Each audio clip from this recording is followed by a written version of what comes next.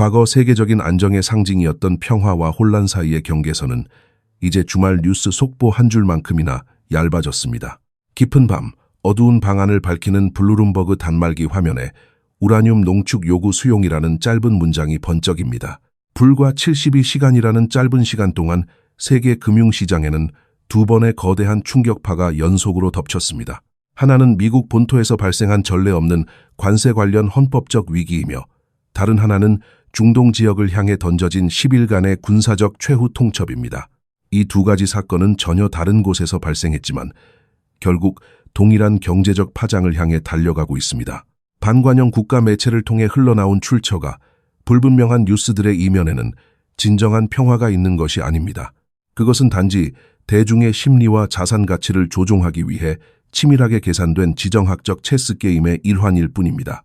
뉴스가 전해지는 시점마저 시장이 문을 닫은 주말을 택했다는 것은 이 정보가 순수한 사실 전달이 아니라 누군가의 이익을 위해 설계된 도구임을 암시합니다.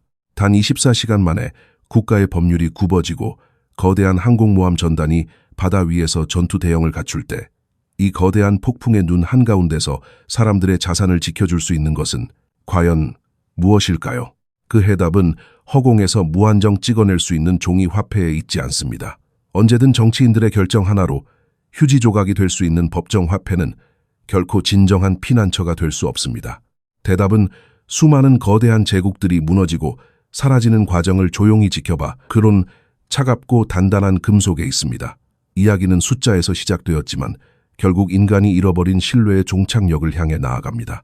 미국 연방 대법원이 내린 6대3의 역사적인 판결은 단순히 법리적인 해석을 넘어 전 세계 무역의 뼈대를 뒤흔드는 거대한 지진이었습니다. 1936년 이후 가장 높은 수준이었던 16%의 관세 장벽이 대법관들의 결정에 의해 순식간에 법적 정당성을 상실했습니다. 1년이 넘는 시간 동안 글로벌 공급망의 흐름을 강제로 재편했던 거대한 장벽이 붕괴되는 순간이었습니다. 최고 법원의 결정은 명확했습니다. 대통령에게는 수입품에 대해 세금을 부과할 수 있는 독단적인 권한이 없다는 것이었습니다. 이전까지 거의 모든 관세 프로그램의 근거로 사용되었던 국제긴급경제권한법은 더 이상 힘을 발휘할 수 없게 되었습니다. 논리적으로 생각한다면 이것으로 모든 무역전쟁이 끝나고 관세가 철폐되어야 마땅했습니다.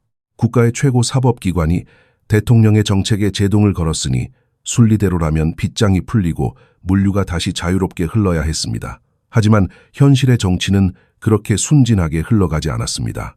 대법원의 판결이 내려지고 불과 몇 시간 지나지 않아 도널드 트럼프 대통령은 긴급 기자회견을 열었습니다. 자신이 직접 임명한 2명의 대법관을 포함해 반대표를 던진 이들에 대해 깊은 실망감을 표출하는 그의 목소리에는 차가운 분노가 서려 있었습니다. 그리고 그 직후 누구도 예상하지 못한 전격적인 반격이 시작되었습니다. 깊은 밤, 대통령의 집무실에서 새로운 행정명령이 서명되었습니다. 이번에는 기존의 위헌 판결을 받은 법안이 아닌 1974년 무역법의 122조라는 완전히 다른 법적 근거가 동원되었습니다.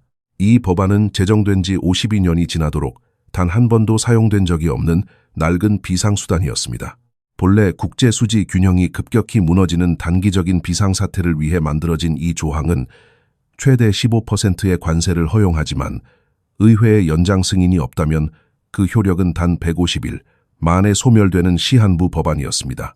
금요일 밤 10%의 새로운 글로벌 관세가 기습적으로 서명되었습니다. 그리고 토요일 아침이 밝자마자 소셜미디어를 통해 그 수치는 법이 허용하는 최대치인 15%로 즉각 인상된다는 선언이 발표되었습니다. 대법원에서 뼈아픈 패배를 당한 지 24시간도 채 지나지 않아 아무도 기억하지 못하던 백업 법안을 최대치로 끌어올려 시장에 던진 것입니다. 이러한 일련의 과정은 전 세계의 기업들과 투자자들에게 숨막히는 공포를 선사했습니다. 항구를 향해 바다를 건너고 있던 수만 척의 화물선들은 하루아침에 적용되는 관세율이 사라졌다가 다시 생겨나는 기조를 겪어야 했습니다.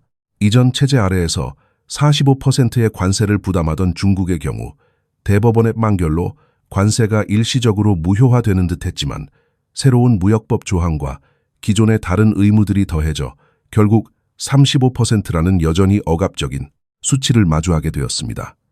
1년 초 15%의 관세율에 합의했던 유럽연합 역시 새로운 포괄적 관세 체제 아래에서 동일한 15%를 적용받게 되었습니다. 법적인 테두리와 명분은 하룻밤 사이에 완전히 뒤바뀌었지만 지상에서 벌어지는 실제 관세율의 변화는 미미했습니다. 오히려 낡은 법안을 끌어와 억지로 꿰맞춘 새로운 정책은 더 큰 불확실성을 잉태하고 있었습니다. 수십 년 동안 글로벌 무역을 지탱해온 신뢰라는 이름의 기둥이 흔들리는 소리가 워싱턴의 대리석 복도를 넘어 전 세계의 금융 중심지로 퍼져나갔습니다. 과거의 관세 정책은 비록 그 수치가 높고 가혹했을지라도 최소한 예측은 가능했습니다. 기업들은 높은 세금을 상수로서 계산에 넣고 그에 맞추어 장기적인 공급망을 설계하거나 가격 정책을 조정할 수 있었습니다. 그러나 이제 그 예측 가능성이라는 가장 기본적인 전제 조건이 무너져 내렸습니다. 대법원의 판결은 법의 지배라는 민주주의의 근간을 확인시켜주는 듯했지만 그 직후에 이어진 행정부의 변칙적인 대응은 오히려 시스템 전체에 대한 깊은 회의감을 불러일으켰습니다. 세계에서 가장 강력한 권력을 가진 국가조차 자신의 무역 정책이 법적인 도전을 견뎌낼 것이라고 보장할 수 없는 상황이 된 것입니다. 이것은 단순한 정책의 실패가 아니라 국가의 거버넌스 자체가 한계에 직면했음을 보여주는 극명한 징후입니다. 바다 위를 떠도는 거대한 컨테이너 선들의 백고동 소리는 이제 목적지를 잃은 표류의 메아리가 되었습니다. 화물이 출발할 때의 법과 도착할 때의 법이 다를 수 있다는 공포는 현대 자본주의가 한 번도 경험해보지 못한 종류의 마비 증상입니다. 법의 해석을 둘러싸고 행정부와 사법부가 실시간으로 충돌하는 이 전례 없는 헌법적 위기는 글로벌 자본의 흐름에 거대한 댐을 세운 것과 같습니다. 시장은 불확실성을 가장 혐오합니다. 어떤 규칙이 적용될지 모르는 짙은 안개 속에서 자본은 필사적으로 숨을 곳을 찾기 시작합니다. 단순한 관세율의 퍼센트 수치 노름이 아니라 시스템 자체의 안정성이 도마 위에 오른 것입니다. 52년 동안 단 한 번도 책장에서 꺼내지지 않았던 낡은 법전의 먼지를 털어내어 전 세계 경제를 옥죄는 무기로 둔갑시킨 이 24시간의 드라마는 우리에게 매우 중요한 진실을 알려줍니다. 국제법은 본래 흔들리지 않는 견고한 요새와 같아야 했지만 이제는 150일의 모래만이 남은 위태로운 모래시계가 되어버렸습니다. 시간이 흐를수록 모래는 줄어들고 불확실성은 짙어집니다. 정책의 붕괴는 자유무역을 가져오지 않았고 단지 누더기처럼 기워진 법률들의 시대를 열었을 뿐입니다. 누더기처럼 기워진 법률들이 만들어낸 혼란의 대가는 단순히 정치적인 수사나 법정의 논쟁에 머물지 않고 곧바로 차가운 숫자의 현실이 되어 국가의 심장부를 찌르고 있습니다. 대법원이 기존 관세의 법적 근거를 불법으로 규정함에 따라 과거 2년 동안 수입업자들이 납부했던 막대한 세금이 눈덩이처럼 불어난 청구서로 돌변할 위기에 처했습니다. 현재 추산되는 환급금의 규모만 무려 1,750억 달러에 달합니다. 이 거대한 금액은 결국 누군가의 주머니에서 나와야 하지만 매년 2조 달러가 넘는 만성적인 재정 적자에 시달리고 있는 미국 재무부의 텅 빈 금고에는 그만한 여유가 존재하지 않습니다. 국가는 이미 감당할 수 없는 빚더미에 앉아 숨을 헐떡이고 있는데 과거의 강압적인 정책으로 인해 거두어들인 돈마저 새로운 빚을 내어 돌려주어야 하는 참담한 상황이 눈앞에 펼쳐진 것입니다. 천문학적인 재정 적자와 관세 환급이라는 수학적 불가능성이 충돌하는 지점에서 뿜어져 나오는 파열음은 전통적인 금융 시스템의 붕괴를 알리는 날카로운 전주곡과 같습니다. 화려한 경제 지표 뒤에 숨겨진 진실은 결국 빚으로 빚을 덮는 위태로운 고개 비행에 불과합니다. 안정을 약속하며 세워진 시스템이 도리어 가장 치명적인 불안의 근원으로 전락해버린 현실은 현대 경제 구조의 서글픈 역설을 여과 없이 보여줍니다. 바다 건너 전 세계의 실물 경제 현장에서는 이 폭력적인 불확실성이 가져온 마비 증세가 더욱 뚜렷하고 잔인하게 나타나고 있습니다. 도쿄의 외곽에 자리 잡은 첨단 반도체 부품 공장부터 베를린의 정밀 기계 조립 라인, 그리고 브라질리아의 분주한 원자재 수출항에 이르기까지 글로벌 기업들의 톱니바퀴는 칠흑 같은 어둠 속에서 방향을 잃고 멈춰 섰습니다. 지난 1년 동안 강압적인 관세 정책에 맞추어 수십억 달러의 비용을 출혈하며 공급망을 재편하고 새로운 무역 계약을 맺었던 기업들의 땀방울은 대법원의 판결문 한 장으로 허공에 흩어졌습니다. 그리고 다음 날 아침 150일이라는 시한부 생명을 가진 새로운 관세법이 등장하자 이사회실의 무거운 책상 위에는 분노를 넘어선 짙은 절망만이 내려앉았습니다. 불과 5개월 뒤에 무역정책이 어떻게 뒤바뀔지, 의회가 연장안을 승인할지, 아니면 법원이 또다시 행정명령의 숨통을 끊어놓을지 그 누구도 예측할 수 없는 짙은 안개 속에 갇혀버렸습니다. 기업에게 있어 미래를 예측하고 예산을 수립할 수 없다는 것은 곧 성장의 멈춤이자 서서히 다가오는 죽음을 의미합니다. 장기적인 가격을 책정할 수도 다가올 위험을 분산할 수도 없는 철저한 무력감 속에서 글로벌 무역의 시계는 차갑게 식어갔습니다. 세계화를 이끌며 국경 없는 부를 창출하던 가장 강력한 엔진이 이제는 스스로가 만든 규제의 미로에 갇혀 세계화를 가로막는 가장 거대한 벽이 되어버렸습니다. 이러한 정책적 혼란은 단순히 수출입 기업들의 장부에만 붉은색 타격을 입히는 데 그치지 않고 전 세계 기축통화인 달러 시스템 자체에 대한 근본적인 신뢰를 밑바닥부터 갉아먹고 있습니다. 외국의 정부와 냉철한 금융 전략가들의 시각에서 볼 때 하룻밤 사이에 수십 년의 무역 질서가 휴지 조각이 되고 행정부와 사법부가 무역 정책의 주도권을 두고 실시간으로 난타전을 벌이는 국가는 더 이상 안전한 자본의 피난처가 될 수 없습니다. 법과 제도가 정치적 득실에 따라 변덕스럽게 요동치는 나라의 화폐에 국가의 명운을 건 막대한 외환 보유고를 순진하게 맡길 수는 없는 노릇입니다. 한 국가의 통화가 가진 진정한 힘은 항공모함의 수나 경제의 덩치 이전에 그 시스템이 묵묵히 보장하는 흔들리지 않는 법치와 예측 가능성에서 비롯됩니다. 그러나 헌법적 위기가 일상화되고 정책의 일관성이 무참히 파괴된 지금 그 견고했던 신뢰의 기반은 모래성처럼 허물어지고 있습니다.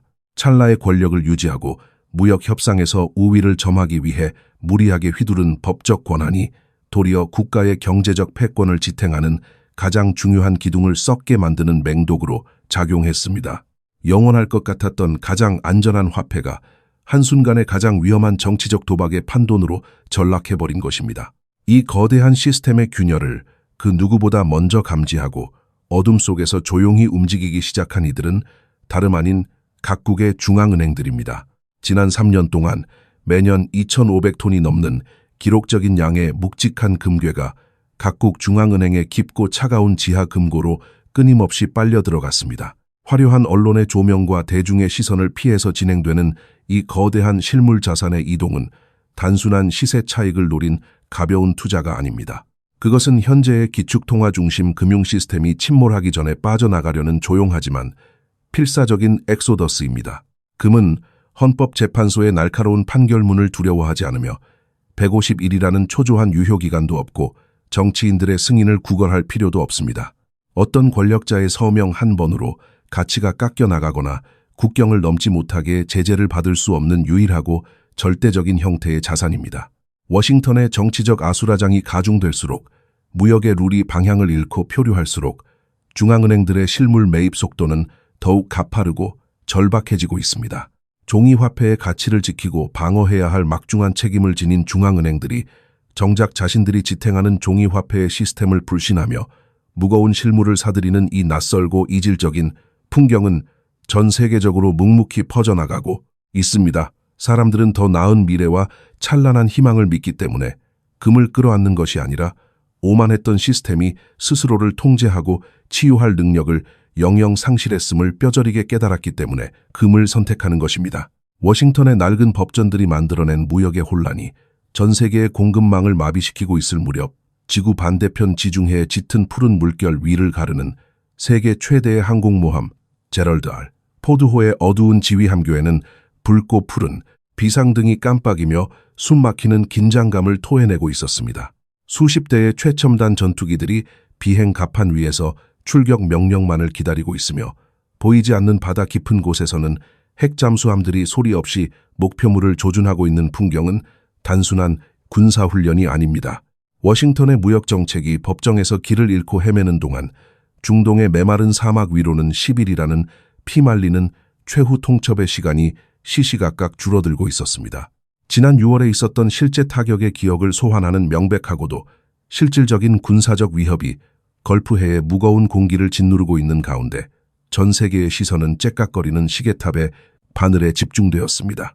경제적 불확실성에 더해진 이 폭발적인 지정학적 위기는 안전 자산을 갈구하는 시장의 불안을 극한으로 몰아넣는 두 번째 거대한 뇌관이 되었습니다. 이토록 팽팽한 군사적 대치가 정점에 달한 주말 금융시장의 거래가 잠시 멈춘 그 고요한 틈을 타서 출처가 모호한 평화의 소문이 뉴스 단말기를 타고 전 세계로 타전되었습니다. 반관영 국가 매체를 인용한 익명의 외교관 발언이 우라늄 농축 요구를 수용했다는 거대한 활자로 둔갑하여 시장의 심리를 거세게 뒤흔들었습니다. 겉보기에는 전쟁의 아문이 걷히고 타협의 여명이 밝아오는 듯했지만 이 뉴스의 행간을 차분히 들여다보면 이것이 진정한 평화의 신호가 아님을 알 수 있습니다. 오히려 협상 테이블에서 유리한 고지를 점령하고 전쟁의 공포로 인해 치솟는 프리미엄을 통제하기 위해 정교하게 투하된 심리전의 폭탄에 가깝습니다.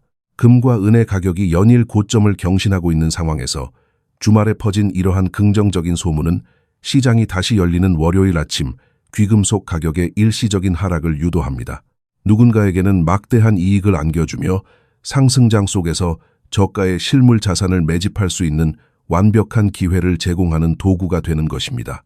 뉴스의 진위 여부와 상관없이 그 정보가 유통되는 시점과 방식 자체가 철저히 계산된 시장 조종의 일환이라는 사실은 현대전이 융단 폭격뿐만 아니라 보이지 않는 정보의 교란을 통해서도 수행되고 있음을 증명합니다.